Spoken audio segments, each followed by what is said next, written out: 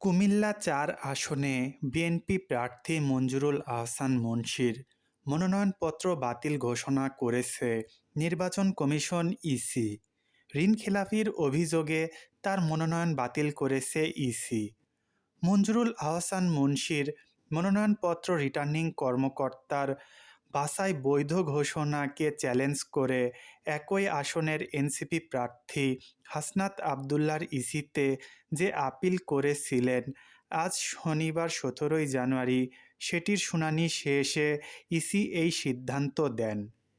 ঋণখেলাপির অভিযোগ এনেই এর আগে মঞ্জুরুল আহসান মুন্সীর মনোনয়নপত্র বাতিলে ইসিতে আপিল করেছিলেন হাসনাত আবদুল্লাহ। তার অভিযোগের পর মঞ্জুরুল আহসান মুন্সীও হাসনাত আবদুল্লাহর প্রার্থিতা বাতিল চেয়ে ইসিতে আপিল করেন, কিন্তু এখানেও হতাশ হতে হয় ধানের শীষের প্রার্থীকে। তার আবেদন নামঞ্জুর করে ইসি।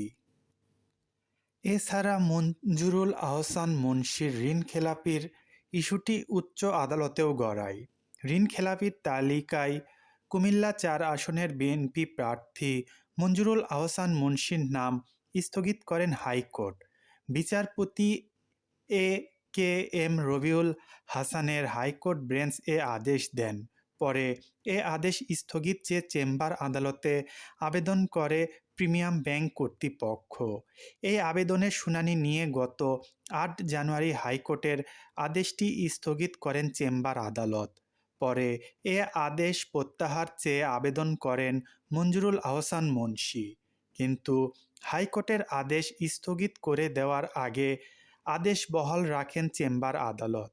১৪ জানুয়ারি এই আদেশে ঋণখেলাপির তালিকায় কুমিল্লা-৪ আসনের বিএনপি প্রার্থী মঞ্জুরুল আহসান মুন্সীর নাম স্থগিত করে হাইকোর্টে জারি করা রুল ২ সপ্তাহের মধ্যে নিষ্পত্তি করতে নির্দেশ দেওয়া হয়।